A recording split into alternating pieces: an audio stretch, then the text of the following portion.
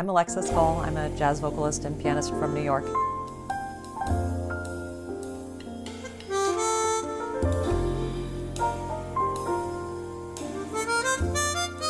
I come from a musical family. My father is a pianist and singer, and my mother's mother is also a pianist and singer.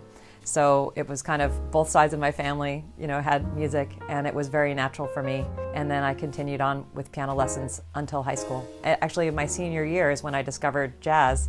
Even though my grandmother had always been singing jazz, she didn't call it jazz. It was like popular music, like pops, Frank Sinatra and all these people. So she sang in that style and she loved it. And I was singing standards a little bit with her. Somebody advertised on the bulletin board that they needed a singer for a job on South Beach, which is a very touristic. And I applied and I got the job and I had to learn all these standards to sing with this guy. It was actually a very humble beginnings because this gig, it was just a guy playing vibes and marimba with band in the box. It's like a MIDI style thing. So it wasn't really like jazz because there was not a lot of improvisation, but it was my first jazz gig and that's how I discovered jazz. And I was like, oh, that's what I'm supposed to do with my voice because I have kind of a low, husky tone and I'm very impatient, and I like things to be a little different, change things up all the time. So improvisation really appealed to me. And that's when I really love jazz the most, improvising, and we're creating something new in the moment together. That's what excites me.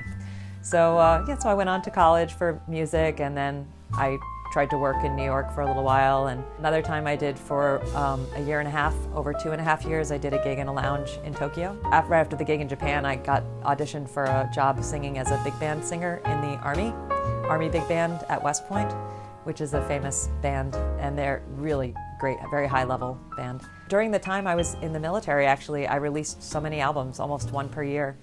So I did that for 6.5 years, and as I was leaving that's when I started teaching at SUNY Purchase, the college I head the jazz vocal program at now, just outside of New York City.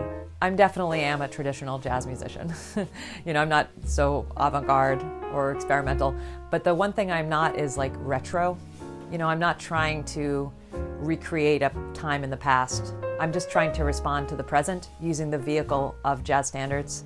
Because these songs are so transparent. You can really, they're so flexible and shape-shifting. You can do anything to them. They'll stand up to your treatment most of the time. People say sometimes oh, do you do originals or covers? And I say, I'm a jazz musician, we don't do covers. We take these songs and we make them our own. And so I'm just I just want to sound like myself, a modern person living in our time. Listening to the great jazz singers is completely informed the way that I sing.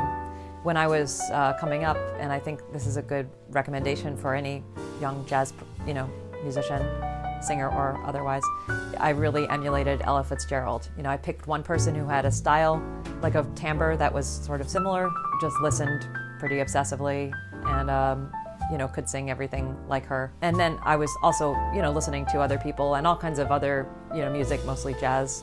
We had at William Patterson, we had a great music library, which was so important because this was the time before the internet really, and now you can listen, if you want to learn a song, you can listen to 50 versions and different people playing it on the internet. This is amazing, we didn't have this. So in that library, I just, really expanded my mind and my ear. But as far as the albums in my collection, I owned a lot of Ella Fitzgerald albums, very directly down that road for a long time, and then added in many of the other singers that I love, Carmen McRae, Sarah Vaughan, Billie Holiday, younger singers, Helen Merrill, and Julie London. I'm really grateful that I grew up listening to my grandmother and hearing her music too. I mean, I didn't live with her, but we visited with her a lot, and hearing that from a very young age I'm sure that was very helpful because I've never had to work for good phrasing. Even when I was in college, people would say oh, you have such great phrasing. Where did you learn to phrase like that? And I never learned to phrase like that. It was just always very natural to me.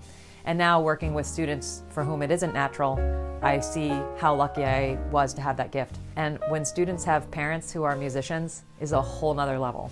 That really helps them a lot. So I think that early exposure to the music and also, the genetics of having music in your family, in your bloodline, I think is very helpful.